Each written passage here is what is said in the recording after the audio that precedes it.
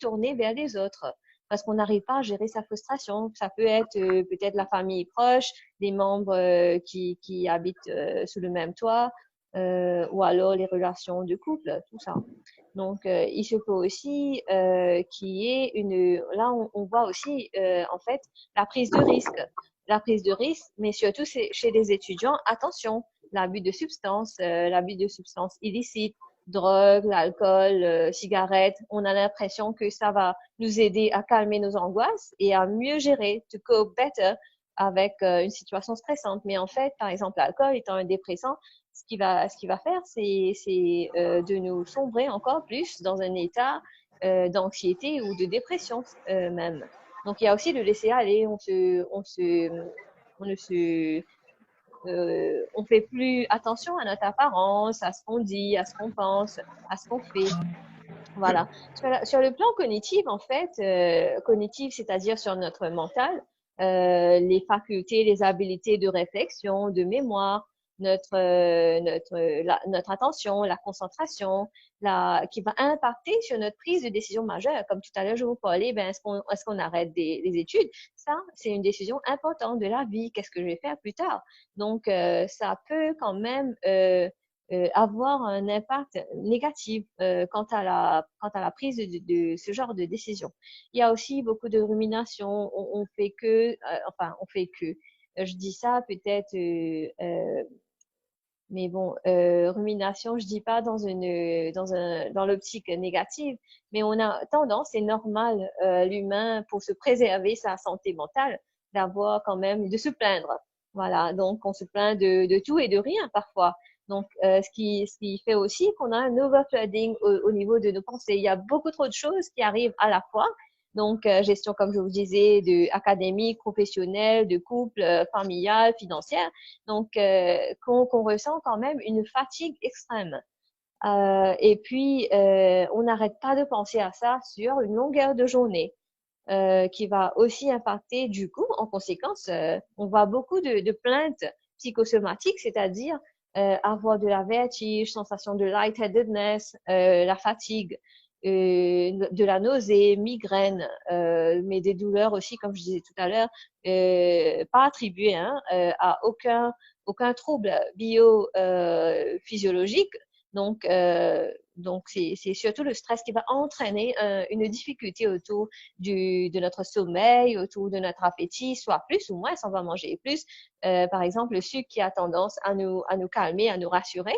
Donc, une certaine régression par rapport à nos comportements, régression, c'est-à-dire de se retrouver à un âge chronologique moins de ce qu'on a actuellement, et aussi autour de notre bowel. Donc, on peut aussi se retrouver avec des troubles digestifs, irritable bowel syndrome. Pourquoi? Ben parce que les émotions, par exemple frustration, colère, etc., ont un impact direct sur notre passage digestif. Voilà. Donc, vous voyez, là, il y a plusieurs niveaux où vous pouvez vous retrouver. Mais quand je dis ça, attention aussi à ne pas lire trop de choses sur Internet pour s'auto-diagnostiquer. Là, on parle aussi c'est normal d'avoir des ressentis énumérés ici, là, dans ce discours, mais c'est pas tout le temps ni à des niveaux quand même sévères qu'on va le ressentir. D'accord? Donc, il se peut aussi que vous, étudiants, vous pouvez le ressentir à un niveau faible ou voire même modéré, mais pas sévère. Et le stress qui peut s'expliquer, je trouve, de manière très simpliste, mais en même temps très adéquat par Hans Selye, à travers le General Adaptation Syndrome. Donc là, lui, il parle on va rencontrer un stressor, donc un trouble qui va nous affecter, qui va nous stresser, comme le COVID. Et là, en fait, on va quand même mettre nos ressources. C'est une bonne chose, à travers différents moyens. Soit on va coop directement avec la difficulté, là on n'a pas de contrôle, donc on va essayer quand même malgré tout d'essayer avec autre chose. Mais voilà, on va essayer de coop à travers notre personnalité qui soit résiliente, à travers peut-être le support de nos parents qui va nous aider à mieux gérer, ou alors les amis, group work, à en parler avec les autres, ça va certainement vous aider. Donc voilà, la deuxième partie que vous voyez là dans le tableau, donc là on est en train de gérer quand même la situation. Donc là j'ai parlé autour d'une gestion correcte, mais il se peut aussi que voilà, on se retrouve comme on dit, on va se sauver de cette situation-là, être en déni, ou alors freeze, de se retrouver dans un état de gel. Et alors là, on ne peut pas mettre en place notre mécanisme de coping adéquat qui va faire, qui peut entraîner en fait tous les troubles énumérés plus tôt dans le slide précédent. Ou alors, si on arrive bien à gérer, on va quand même se retrouver un calme, que ce soit psychologique et aussi physique dans notre système nerveux. Donc, Sorry, Rishtika, voilà. I don't Oui, want to oui. stress you, but we've got less than 5 minutes left. Yes. Donc, on va passer au prochain slide. Merci. Je vais essayer de faire vite fait. Alors, c'est d'ailleurs fort heureusement le dernier aussi, l'avant-dernier slide. Donc, je voudrais aussi vous mettre en garde dans la continuité de ce qui a été déjà dit là. Il y a différents niveaux. Soit vous le ressentez de niveau léger, modéré, mais sinon, si vous voyez que voilà, là vous n'arrivez plus à gérer, le stress vous trouble énormément et vous met justement dans cette étape dans cette phase de gel, il est important là de chercher de l'aide quand même, hein, à un autre niveau. Les troubles accompagnants, c'est-à-dire qu'il y en a chez certains qui vont se retrouver avec un stress post-traumatique. Le stress post-traumatique, c'est-à-dire que on va visualiser quand même des trucs qui soient compliqués, on va avoir des difficultés de sommeil accompagnées de cauchemars, on va éviter le trouble, les pensées ou alors les comportements, ou alors les lieux qui va nous angoisser plus que ça. Et puis, ou alors les attaques de panique. Il se peut aussi un ressurgissement des événements de vie précédents qui étaient difficiles pour nous. Par exemple, si on avait mal vécu un deuil dans le passé, ou alors on a vécu une agression, les disputes familiales, tout ça, ça peut surgir aussi en même temps, là, dans ce temps qui soit difficile. On peut aussi retrouver par ailleurs le TOC, les troubles obsessionnels compulsifs, c'est-à-dire des manies accompagnant soit à travers les pensées qui viennent les ruminations à chaque fois, donc il faut se laver les mains, attention que je sois infectée, je vais infecter aussi les autres, ou alors accompagné de rituels, donc se laver les mains peut-être chaque 5 minutes, donc qui va impacter sur le déroulement de notre vie quotidienne. Il y a aussi la phobie sociale post-Covid, là je parle bien sûr peut-être de ça, qui laisse quand même des séquelles en nous et qui va faire que on va éviter de voir les gens, on va éviter de sortir au resto, on va éviter peut-être la fac même, d'aller en cours parce que on a quand même une frayeur qui soit restée en nous et on va éviter les groupes. Il y a aussi beaucoup d'angoisse liée à la santé. Il se peut que, hein, donc, est-ce que je suis malade? Est-ce que si j'ai l'atout peut-être bénin, donc bénir, est-ce que ça va, j'ai le Covid ou alors beaucoup de questions liées à ça. Donc, que chacun va vivre cette étape-là de manière différente en fonction de ses ressources personnelles, sa personnalité entre autres, mais également ce que cette personne a autour de lui et à des niveaux quand même différents. Et puis, je vais terminer pour vous dire à ne pas hésiter à chercher plus d'aide, que ce soit maintenant ou alors post-Covid, si vous voyez quand même vous retrouver avec des symptômes qui soient très difficiles à gérer et qui vous bouffent votre énergie, votre vie même, et qui vous évitent quand même, ça met un bémol de vivre votre vie au quotidien. Voilà. N'hésitez pas tout à l'heure si vous avez des questions. Merci. Thank you very much, Rishtika. Sorry, we are a little bit pressed for time. So without losing any more time, I'll invite now Kevin Dajee, who's joined us from the UK. So with the time difference, it's a little bit early there. Thank you very much for joining us. And he'll be telling us a little bit about how to handle your well-being in these unprecedented circumstances. Thank you, Kevin. Hello everyone. Hi. I'm Kevin Dajee, a Chartered Psychologist and Associate Fellow of the British Psychological Society. I'm also an educator and leader, and I offer coaching training, and I'm also an expert in the fields of psychology and education. I'm really pleased to be here today, working in collaboration with such talented colleagues here in order to talk about positive psychology and well-being. Today I'll be talking around some threads in an article that I have recently written that's centered around strategies for student well-being during confinement. And the full article can be found on my website, kevindajee.com, and I will also place links on my Twitter and Facebook pages after today's talk. So unprecedented is one of the key words at the moment. I'm looking at 5 ways to student well-being during unprecedented times, and this is one of the most apt words to describe our current reality. And as COVID-19 has spread, so has misinformation, confusion, and the general psychological and sociological fog of understanding ways in which we can deal with the demands of coping with the current challenges. Although inequality is still rife in society, everyone is facing the commonality of needing to adapt to change in these unprecedented times. So the feeling of uncertainty and restrictions on behaviour through confinement and social distancing, lacking a sense of control and ongoing media coverage of COVID-19 is creating both fear and anxiety in many people. So I know from my work within colleges and universities and with clients that there's a sense of overwhelming anxiety and fear, and this is being further compounded not just by school, college, university closures and exam cancellations and the transition to remote ways of online learning, but also by the fact that many people are also isolated away from their usual support networks of family and friends. Commonly shared concerns about childcare, looking after the elderly and the vulnerable, family health and managing pre-existing physical and psychological health issues, job and financial security, and the digital overload that we are experiencing at the moment simply adds further layers of complexity that almost conspire to undermine the well-being of us all. So I'm here today really to want to let you know about different ways and strategies that we can kind of try to overcome some of these effects.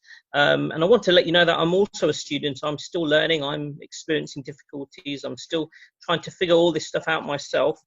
I guess the only difference that I have, I guess, is what it's something that allows me to regain some control, is that I have proactively developed over time strategies that have psychologically prepared me for meeting the demands of today's challenges. And I wanted to share some of these ideas with you today.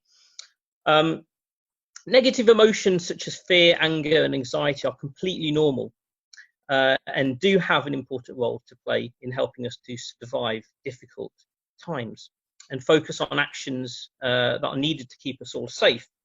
But there are also ways to focus on and develop what is within our control. And this is where we tap into our, I guess, our super powers to generate more positivity. This article on the website also kind of offers tools that have links to various other kind of sites that might be able to kind of give you some further guidance on how you can kind of seek some more specific advice and kind of assistance. But a lot of the things that I've mentioned in my article are based on evidence and the research, as well as my personal experience as well, which is also useful to get that touch of reality in there as well. Firstly, I wanted to say it is okay not to be okay in these times. Even during the current global circumstances, sometimes it feels like society says you should always be happy. And some people might say to, pull yourself together and get over it. And I guess such expectation in any situation is not pragmatic. If you were to hold off all your sadness and your anger, you'd be a pressure cooker waiting to go off. So we all have good and bad days, and no one can perfectly be happy all of the time. And that is just simply not human. So let yourself feel. I think one of the good things about acknowledging your feelings is that it can help you to understand your emotions and to help you move through them and work out what it is you need to do next. So a useful strategy is to have options up your sleeves. that we can incorporate, and that are simple, that can be incorporated within your daily lives as a positive release.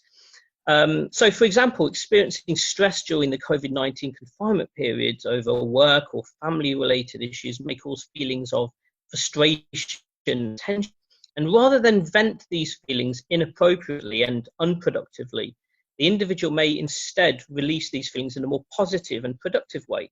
And there's quite a bit of research into positive psychology and research into well-being.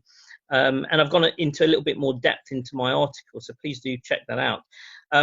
But the New Economics Foundation, which is some research in 2008 in the UK, identified 5 key things, having reviewed more than 400 scientific papers, and they identified 5 key things that contribute to our well-being, called the 5 ways to well-being. And this is aimed at helping individuals to understand and incorporate well-being into their everyday lives. And you can download the full NEF report from the links in my article.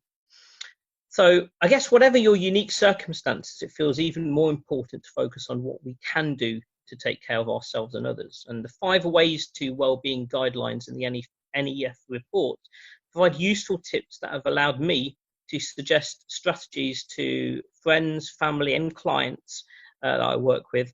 And here's just a summary of the 5 ways and some of the ways that it might be able to kind of help you. And I guess slight disclaimer here, I guess, is that there's certain strategies that I'm going to be talking about that may be restricted depending on governments around the world. So please do follow what has been advised in terms of if there are any restrictions where you live. So one of the first guidelines that was suggested by the NEF report was connect. Basically, connect with people around you, with family, with friends, with colleagues and neighbours. Connect remotely with and listen to the people around you positively. Invest time in developing and building these connections and relationships that will support and enrich yourselves and others every day. Online platforms such as Zoom, WhatsApp, Microsoft Teams, amongst many others, have kind of sprung up to enable us to see family, friends and colleagues. And if you are a positive energizer, that is someone who uplifts and energizes others. Don't forget to seek out those who uplift and energize you as well. You may even find yourself contacting individuals that seem long lost. I've been using all of the above platforms and decided to finally succumb to making a Facebook page, which operates alongside my Twitter page. So hopefully you will check those out as well. One of the other aspects of connecting really is also connect with yourself, connect positively with yourself, find time to reflect and heal your mind. I'm quite interested in modalities of spiritual healing and meditation. So I've been actively practicing these techniques, which help me as well as others. And I guess the message here is to be kind to each other, but also don't forget to be kind to yourself as well. And I've put some links to some guided meditational exercises that might be able to kind of help you as well in the article. The second guideline that the NEF report suggested was to be active. Exercising makes you feel good. It releases loads of kind of fantastic chemicals in your body that makes you feel good. Most importantly, discover a physical activity you enjoy and that suits your level of mobility and fitness. There is a host of free online workouts, group workouts that are available online, from dance classes to yoga to martial arts. It's a huge range to kind of fit different physical capabilities. Just find something that fits, and that's something that you are able to sustain during the confinement period. Giving a personal example here, my daughter and I enjoy karate. In fact, we take it very seriously, and before lockdown we were heading to our local karate dojo twice a week to train, and then lockdown happened, and then we felt a little bit kind of, our routine was a little bit unbalanced, and luckily our sensei, our karate teacher, held Zoom sessions for us, and this has kept us going. So a quick search for free online group workouts and you'll be surprised really about what you might find just by having a look around. The third NEF guideline suggestion was to take notice. And really this is about being curious. Recapture that curiosity you had as a child. and bring that back. Catch sight of the beautiful, remark upon the unusual.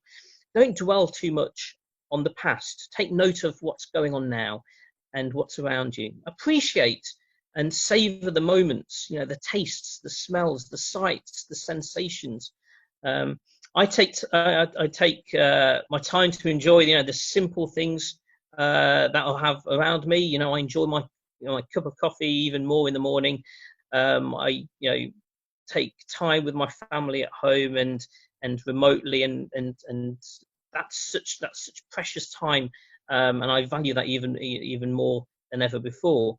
So if you can get outside, also, again, this is dependent upon guidelines from kind of your government in your country, but if you can, go for walks, spend time in your garden, take it all in. Being in greater touch with nature is something that I've always wanted to kind of work on for some time, and I'm being able to kind of get in touch with that to a larger extent at the moment. And I've only been gardening for about 10 years, and I'm getting pretty good at it.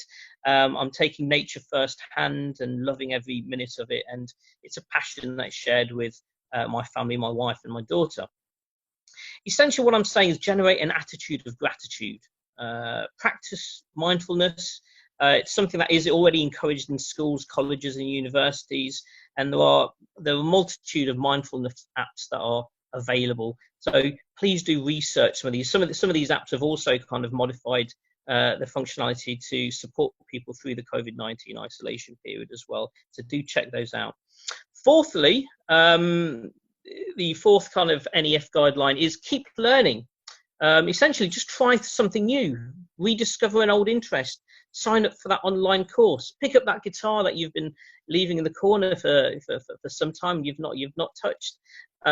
Learning something new or improving a skill you already have is a way of shutting out the outside world for a bit and giving you a sense of achievement.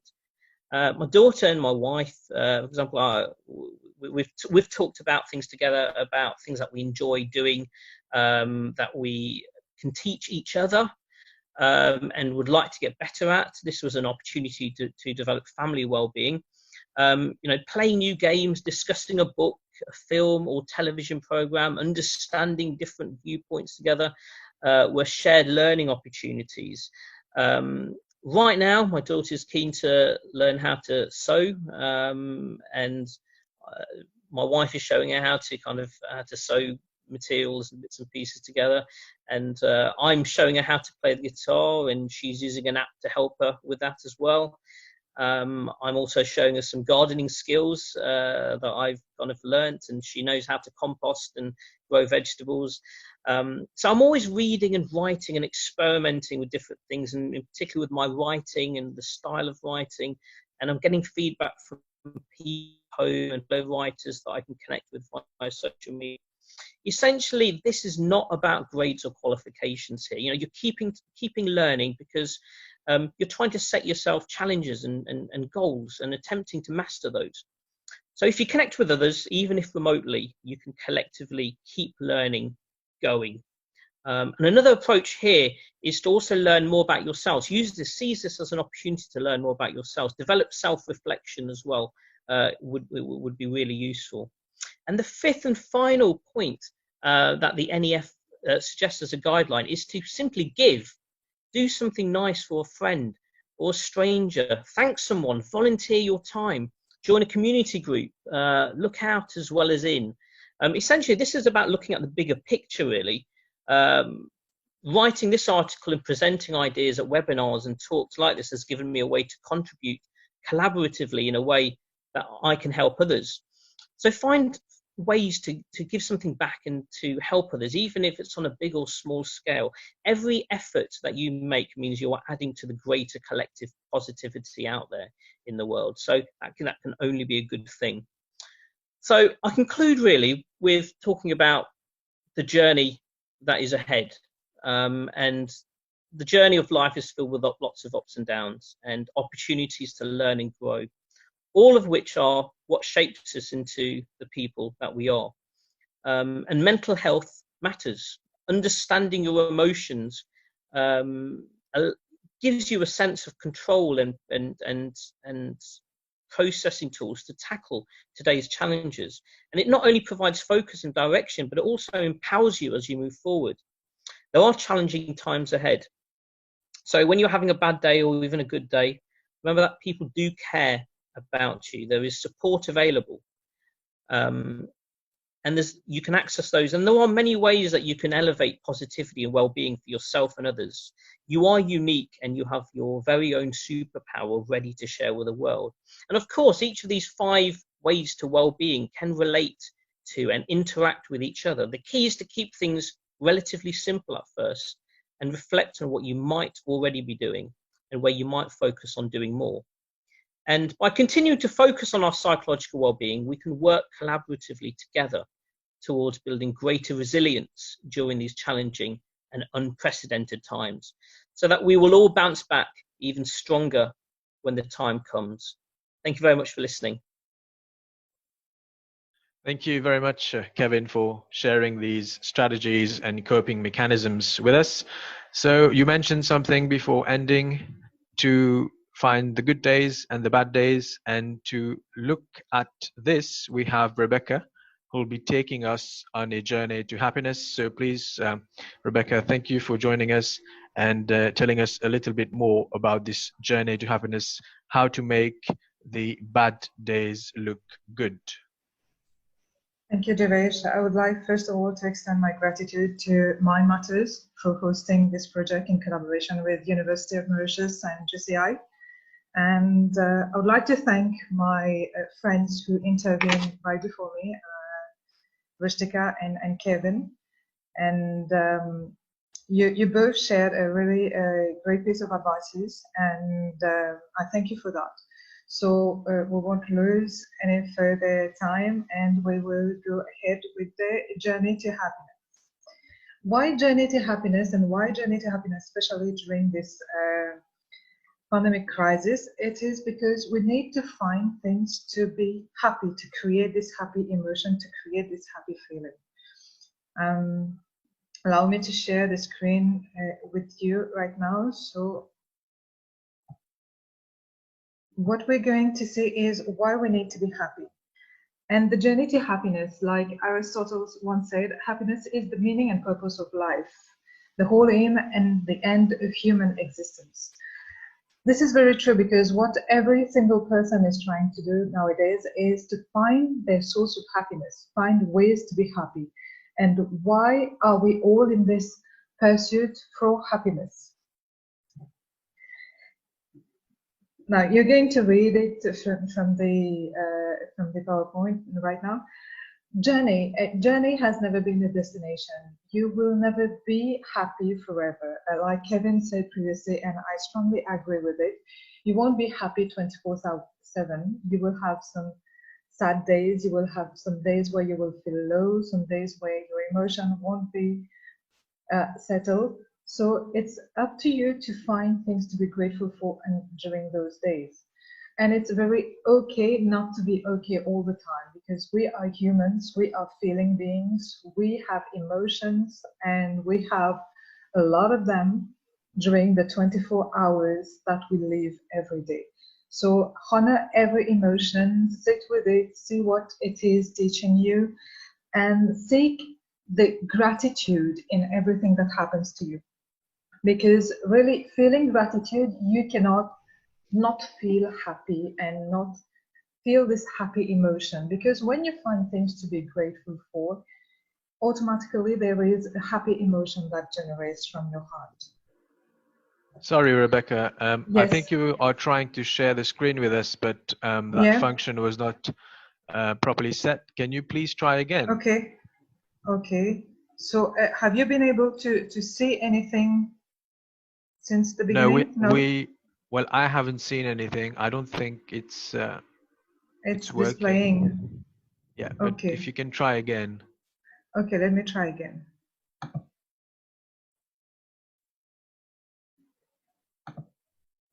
I think now it's going to work, hopefully. Now it's working, I think.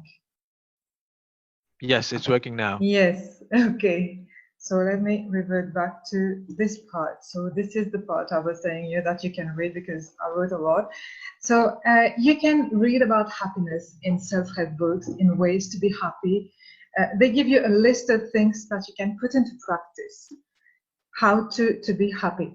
But the one thing that none of those books mention, at least from those I read, they don't tell you to stop practicing things that make you unhappy before applying the tips to be happy. You cannot apply the ointment before you heal the bruise. Like you have to heal the bruise and then you go and practice the happiness. Do you get what I mean? I hope so. So what you need to do before you make a list of things that you want to do to feel happy and to experience happiness, make a list of things that make you unhappy. I'm pretty sure it's going to take hours, maybe days, and lots of pages to write down all these things that make you unhappy. So please do it. And then you cross it. The moment you realize, okay, I was doing this, that was making me feel unhappy. You find something to counter this action. You do something that is total opposite. Maybe you can group. There are many things that you're doing. Like Rishtika said at the beginning, right now our situation encourages us to complain more than to find things to be grateful for. So instead of finding things to complain about, find things to be grateful for. Right now you're at home. You're able, students, to have your classes online. You have food prepared by your mom or by your dad. I don't know who's the best cook at home. So be grateful for these little things. You have access to internet to still be in touch with your friends. And what is great is that many of you are using internet to have your happy hour time. I saw that from some students' posts. So you have so many things to be grateful for instead of complaining. I know it gets easy to complain, and it's something that is really easy to do. But if you want to be happy, stop doing things that make you feel unhappy. Today on the journey, we're going to see what it means to be happy, the benefits of being happy, ways to generate the happiness, and why it is important to look for ways to be happy and how to motivate yourself. Because being happy is something really personal. No one is going to be able to make you happy. It's you. It's a very personal affair to be happy. Happiness isn't something you feel, it's something that you do. Well, you have to do something to be able to feel that emotion. What is it? What is the first thing you do in the morning will determine how you're going to spend the whole day, or most probably most of the day. What is the emotion that you're going to generate? Start with your day by feeling gratitude. Find at least one thing to be grateful for when you open your eyes every morning. Your students, as soon as you wake up, you go onto your PC, you go onto your laptop to join your online classes. But right before you do that, just find one little thing to be grateful for and observe the feeling it generates inside of you.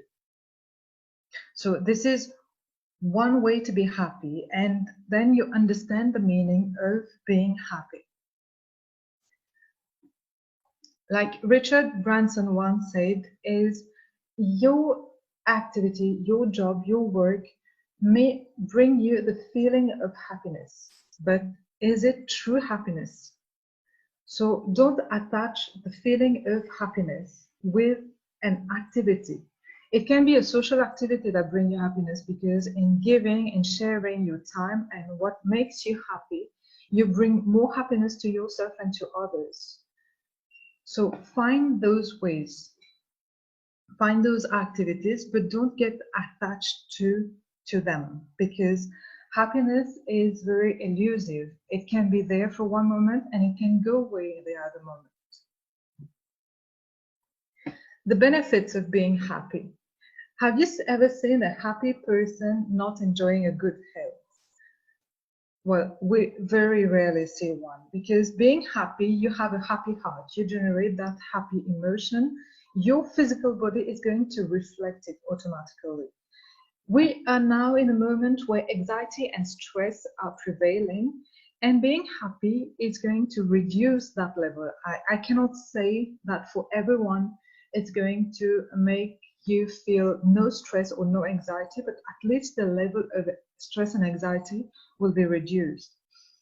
And when we have a virus, like the one we are facing actually, you need a strong immune system. Being happy, you have your body vibration that is going to increase and reject any bacteria or viruses. So you generate a protection, an immune system to fight against any virus or bacteria. When you have all this, studies have shown that you have a healthier lifestyle. You want to take care of your physical body, you want to take care of your emotional body, you want to take care of your mental body automatically, because you want to maintain this happiness as long as you can. It can also help reduce pain. This is what studies have proved, that when you're being happy, when you even if you have an accident, I've seen people, I've experienced this myself, you have this physical pain, yes, but still, when you're grateful that your other physical parts are working or functioning, you feel grateful for that, and you feel like, okay, it's okay, and maybe broken part is going to heal faster. Increase life longevity. I think our grandparents had it right. They were happy every time you could see a smile on their faces, and they lived longer than our generation. So I think even science and even researchers can prove that. Well, we have seen our grandparents, luckily for some of us, live a very long and happy life.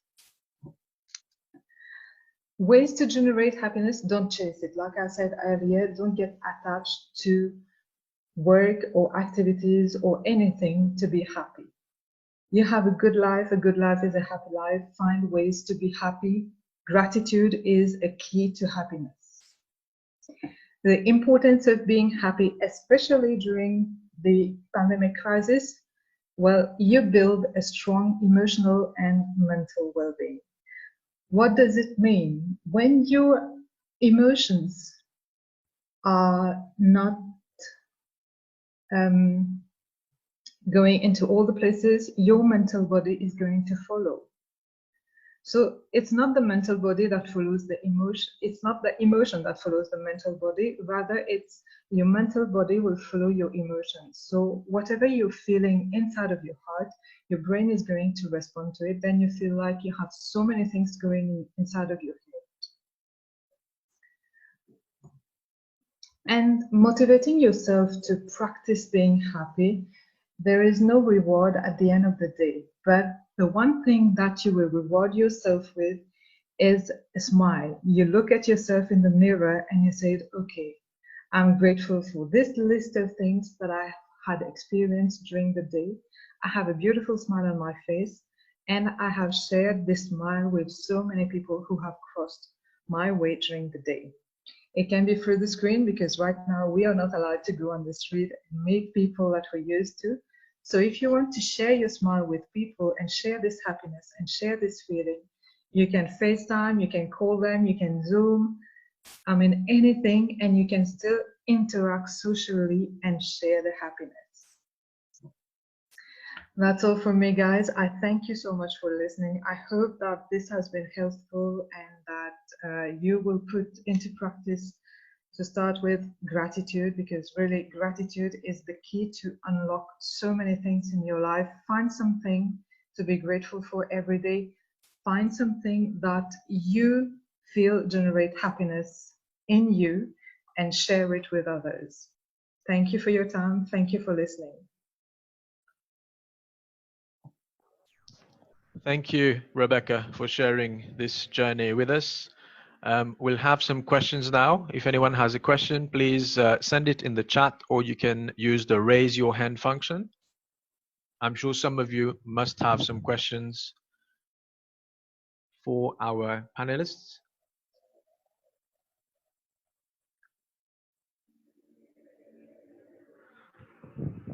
No questions, anyone? So this can mean... I see Shaz, who raised his hand. I don't know if he has a question. Shaz. Yes, good morning, everyone. Hello. I am a student. Hello. I am a student of the University of Mauritius, and I have a question for Mr. Dajee. How do I help someone having panic attacks? Sometimes they say not to say do not stress. Then what do I have to say to my friend who has often experienced panic attacks? Thank you. Hello. Hi. Thanks for your question. Okay. So panic attacks can originate in lots of, there could be lots of different triggers for panic attacks, and sometimes it's not always known what that might be. Panic attacks essentially is the individual has, I guess, kind of worked up levels of anxiety. It's a form of anxiety disorder. Calming them down is going to be particularly kind of useful, trying to find out something to focus on and to calm themselves kind of down. If it's something that's quite chronic and it's quite an ongoing thing, it's something that they are going to need to kind of seek medical attention to. So to get checked out by a GP and to get referred through that way. But essentially trying to kind of keep your friend as calm as possible. Sometimes they might even have strategies that they are aware of that will calm them down. Panic attacks, they will pass, but if it's something that is chronic and it's something ongoing, please do encourage your friend to seek some medical guidance on that. Is that okay? Thank you very much. Thank you for your question. I don't know if Rishtika, maybe you would want to add something to this. You'll have to unmute your mic first, sorry.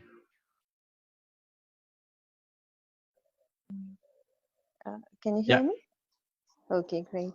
Yeah, so thank you. I would like to add that, of course, like my colleague Kevin was saying, to calm oneself down is very important. So some tools can be, I find very interesting to work with my patients or other clients, is the grounding technique. So basically it's in 3 phases. What you could do is that you try to find a spot at that moment that you find soothing.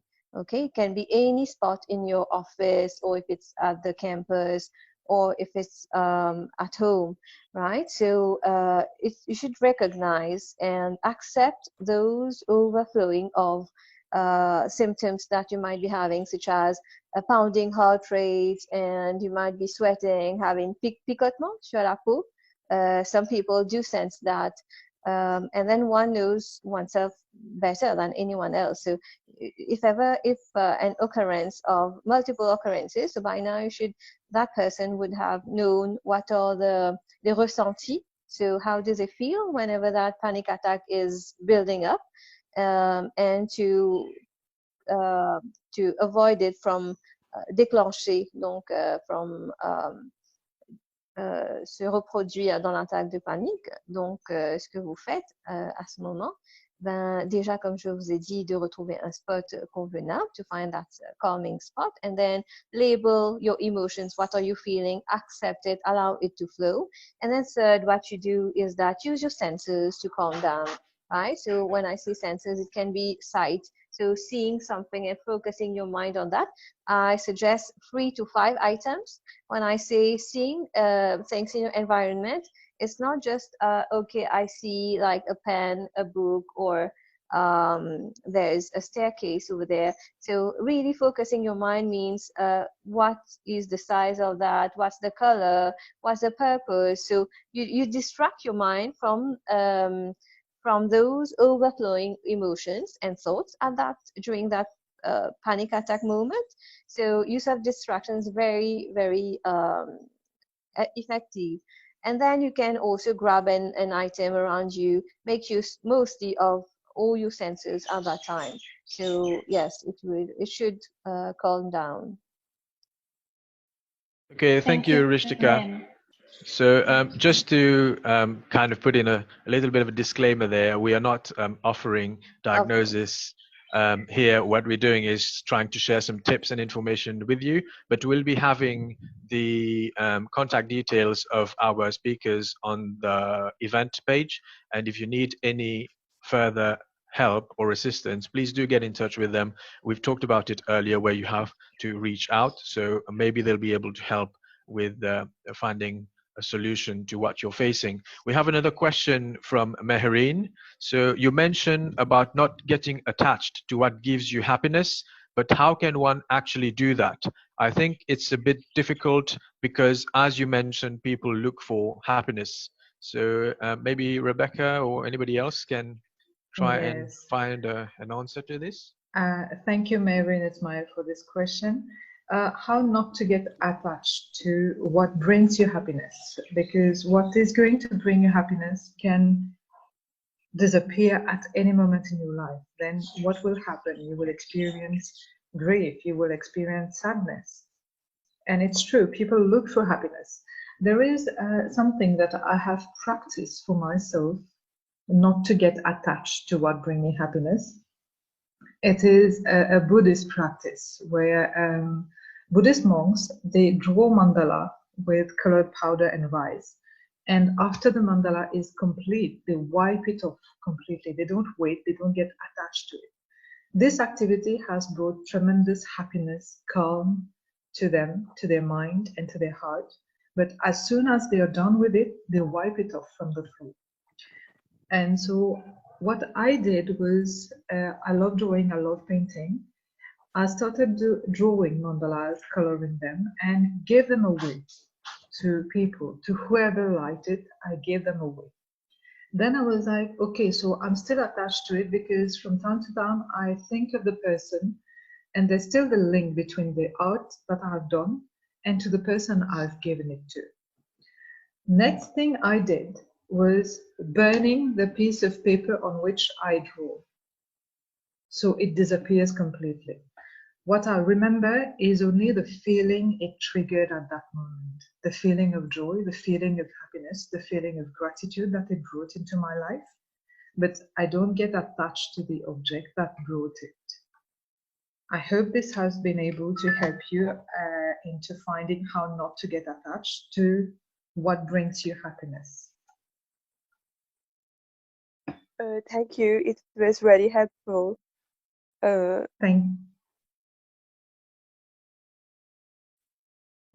Right, so thank you very much, Rebecca, for handling this. We have another question from Uzma, who is asking, how do you calm an overactive mind? It's probably a law student, I guess. Can I chime in here, Jeevesh? Is that? Yeah, sure. Excellent. Okay. Hello. Hi. Thanks for that question, Kevin Dajee here. So the first thoughts that just kind of come to mind with regards to that question is how to calm an overactive mind. I guess one of the things that comes to mind at the moment is try to see if you can focus on one or two things at a time. Try to kind of build in some kind of routine for your week, just as you would as if you were a student and you were planning your week ahead on your timetable.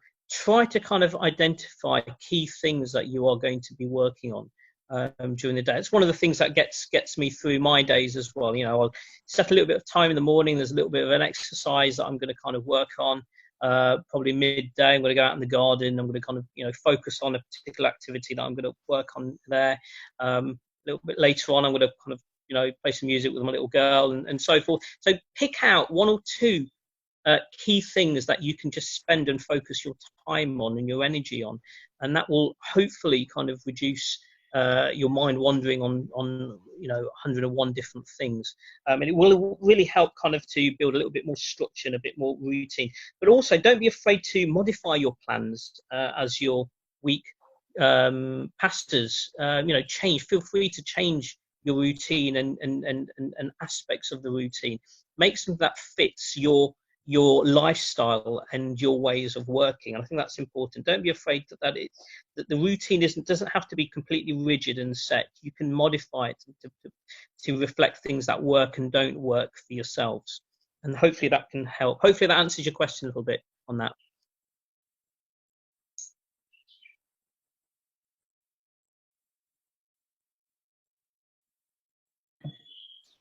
Great. I think that would probably that's helpful. Thank you for yes, the answer. Thank you. So we have Vaishalee who's Thank you, Kevin. So we have Mejla who's telling us. Yeah, sure. If I can quickly add something to what Kevin said and to Uzma, is practice breathing and release any thoughts that you're not ready to welcome with your breath. Practice grounding and breathing techniques to release all that is stuffing into your mind.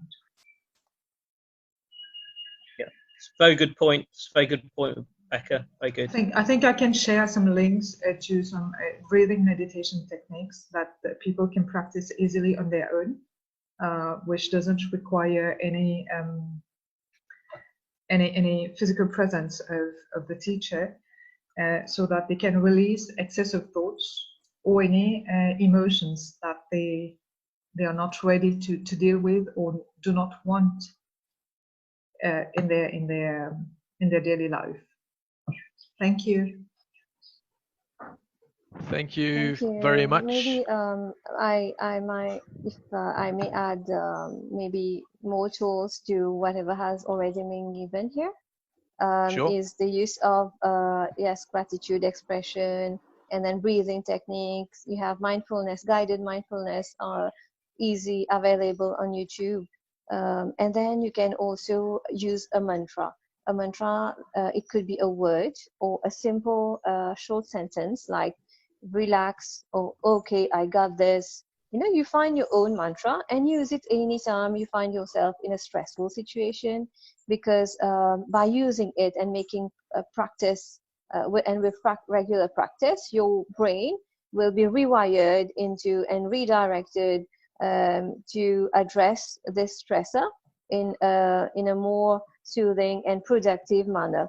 And secondly, what you could do is that you find any time of the day that involves proper management. That is, instead of thinking about letting all those intrusive thoughts at the same time all throughout the day, you could tell yourself and say that, okay, you know, I got a slot available at say 7 p.m. just before dinner, where I can think about all those things disturbing me, and then I'll just let out and ventilate those at a specific moment and not throughout the day, so that you're not overburdened and fatigued by those intrusive thoughts. Yeah.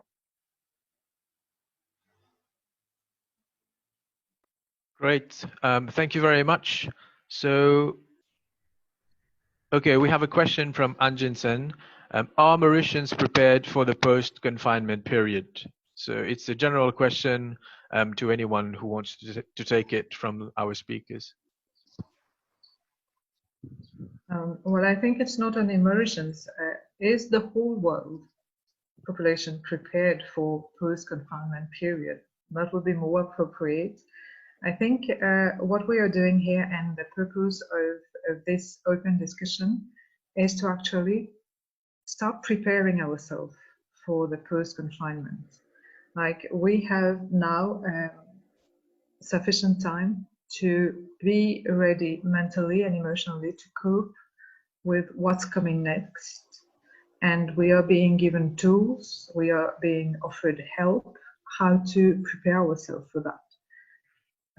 Being ready, I don't think we will be fully ready for the post period, but at least we will know that there are things that need to be changed, and where do we start and how do we do it.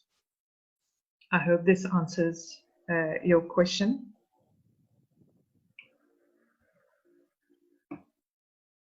Right, so we will know after COVID whether Anjinsen is still sane, and that will probably answer the question. So we have another, maybe the final question. What can be done to improve our attention span? Can we monitor it through tests and other methods?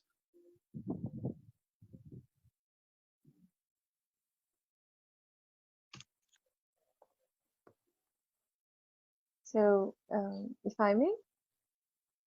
Yes, please. Yes, so what I propose to students is that it is research that our attention span usually is about 20 minutes. So what you could do if you're revising, if you got some assignment going on, is that take a little break every, say, 15 minutes. When I say take a break, it doesn't mean like, okay, you're sitting 15 minutes and then a break of 40 minutes. It could be as simple as a minute, right? So you look away from whatever was going on, whatever you were involved in and focusing on, and then you take a deep breath. You could maybe move your body a bit, walk around for a little while, and then get back to your business or to whatever you had been doing. That break usually will help you to se ressourcer, and be productive again. And then, of course, for our attention span, nutritious diet, a balanced, nutritious one, in terms of not missing not skipping any other important meal of the day, and then rich in, of course, omega 3 and good hydration and sleep has been very well researched to be positively and strongly correlated with memory. So yes, so have a good and sound sleep.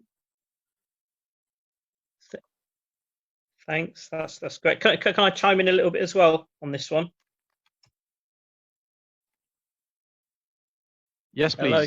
Oh yes, yep. Fantastic. Okay, no, that's really good stuff, Rishtika. And just to add to that, so I guess looking after your diet, health, and sleep is of paramount importance, of course. I guess if you're in a learning situation, you're trying to kind of increase attention span as well. Set yourself mini goals and targets, I guess, is something that comes to mind. And I guess reward yourself for reaching those little kind of landmarks and targets and goals. So give yourself, reward yourself for doing that. And that, again, that can be quite a good motivator moving forward as well. And obviously help with attention span and staying focused and on task, especially if you know there's a particular goal and there's a particular reward at the end of that. So that might help as well. Okay. Right, thanks very much. We're going to try and squeeze in a final question from Kenny, which is, how do you stop procrastination during this period of confinement? If I may go on this one? Sure. So put a deadline on things that you have to do. So draw a list of things that you want to do and things that you feel you have to do during this period, and put a date, like a deadline on all of them.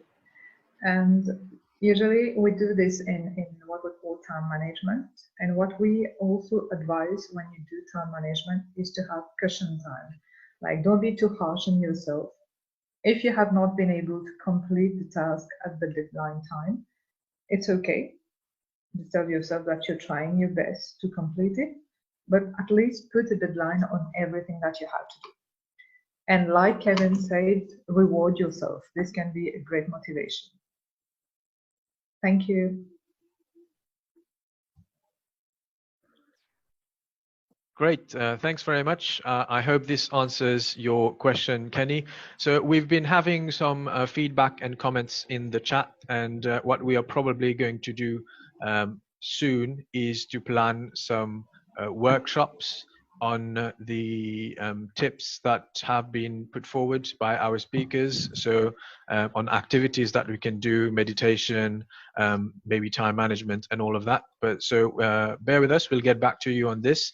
And before closing, I'm just going to seize the opportunity to start a complementary challenge. So the Global Shapers Port Louis Hub of Mauritius have started the Mind Shift Maurice campaign, where they are asking you to share something you are grateful for with the hashtag MindShiftMaurice. And I'm going to add on to that, following what we spoke about today, is if you're going to share something, you can also share your smiles and tell us why you're smiling and what you're grateful for today with the hashtag MindShiftMaurice. So thank you once again to all our speakers. And before we close, we'll hear from Krishni from Mind Matters and the lecturer at the University of Mauritius. Hey guys, so we're coming to the end of this webinar, and I just wanted to express my gratitude because that seems to be the leitmotif of this whole webinar. So I want to express my gratitude to all the speakers who have volunteered their time, their energy to be here with us today. And especially a big thanks to Mind Matters, to Jeevesh and Vaishalee, and also we're really grateful to JCI Quatre Bornes as well, especially Vaishalee. So thanks so much, and you guys for being here. We hope it was helpful, and we are going to organize a few workshops for you guys as mentioned by Jeevesh. So please try to make good use of the tips given by our panelists today. And we'd love to hear your feedback, and we'll be back, as we said, with some more tips and guidance for you so that you can navigate this situation in the best possible way. Thank you. Great. Well, thank you everyone once again for joining us. Thank you to the speakers and the organizing team. And thank you to each and every one of you for joining in with your questions and your comments. And don't forget, stay safe, stay sane. Talk to you soon. Take care. Thank you. Thank you.